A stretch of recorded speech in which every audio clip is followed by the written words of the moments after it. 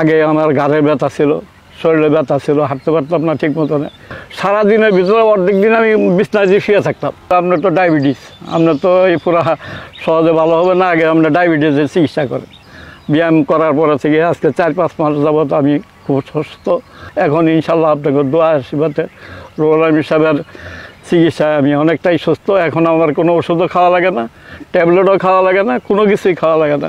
Daily প্রতিদিন ফজর নামাজ পড়েই আইসা পড়ি আমি এই মাঠে। আমার অনেকটা নেশা হয়ে গেছে, আমার এই জায়গা না আসলে আর ভালোই লাগে না।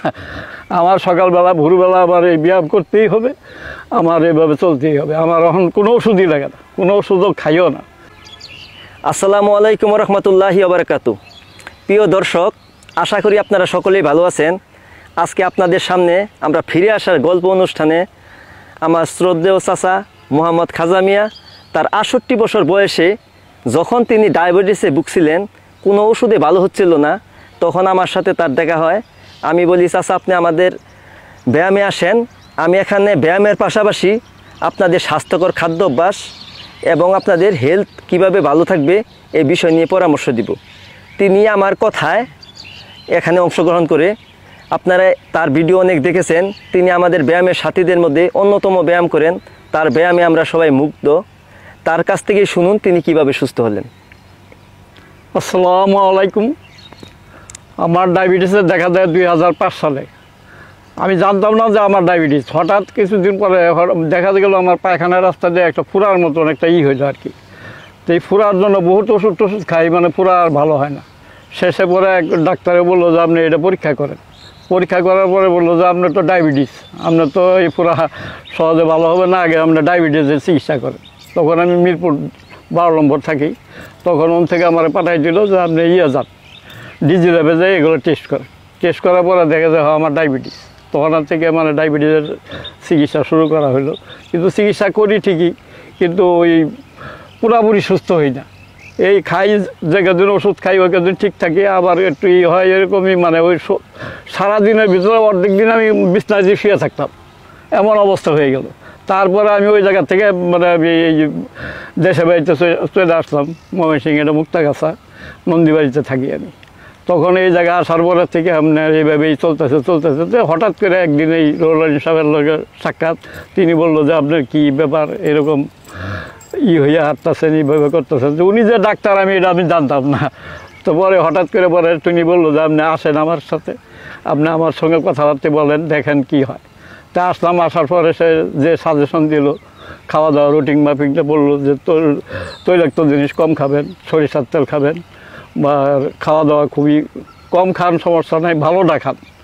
তারপরে ওনার এই নিয়মিতভাবে আমি এই ব্যায়ামে আসলাম। ব্যায়াম করার পরে থেকে আজকে 4-5 মাস যাবত আমি খুব সুস্থ। আগে আমার ঘাড়ের ব্যথা ছিল, শরীরে ব্যথা ছিল, হাঁটতে পারতাম না ঠিক মতনে। এখন ইনশাল্লাহ আপনাকে দোয়া আশীর্বাদে রুহুল আমিন সাহেবের চিকিৎসায় আমি অনেকটাই সুস্থ। এখন আমার কোনো ওষুধও খাওয়া লাগে না, ট্যাবলেটও খাওয়া লাগে না, কোনো কিছুই খাওয়া লাগে না। ডেইলি প্রতিদিন ফজর নামাজ পড়েই আইসা পড়ি আমি এই মাঠে। আমার অনেকটা নেশা হয়ে গেছে, আমার এই জায়গা না আসলে আর ভালোই লাগে না। আমার সকালবেলা ভোরবেলা আমার এই ব্যায়াম করতেই হবে, আমার এভাবে চলতেই হবে। আমার এখন কোনো ওষুধই লাগে না, কোনো ওষুধও খাইও না। ইনশাল্লাহ আপনাদের কাছে আমার একটাই অনুরোধ, আপনারা প্রত্যেকেই সুস্থ থাকেন। সুস্থ যে কী জিনিস, এটা যার এই ধরনের প্রবলেম না হয়েছে সে বুঝতে পারবে না। সুস্থতা স্বাস্থ্যের সর্বমূল। সুস্থই হলো আসল। আপনার বাড়ি গাড়ি সব কিছু আছে, আপনি অসুস্থ, আপনি সারাদিন শুয়ে থাকতেছেন, বসে থাকতেছেন, পরের চলতেছেন, আপনি পর নির্ভরশীল আর কি যাকে বলে, এটা করতেছেন। এটা তো ঠিক না। আমি যাই পারি আমি নিজের কাজ নিজে করি। আমি বাজারে গেলেও হাইটা বাজারে যাই, একটা কাজে গেলেও আমি হাঁটি।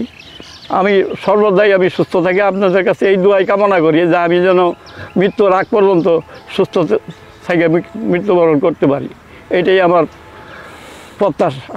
এই বলে আমি সংক্ষিপ্ত বক্তব্য শেষ করছি। আসসালামু আলাইকুম। সবাই আমার জন্য দোয়া করবেন। প্রিয় দর্শক, আমার খাজা চাচা তিনি যদি ৬৮ বছর বয়সে পুরোপুরি সুস্থ অবস্থায় থাকতে পারে, আপনারা কেন পারবেন না?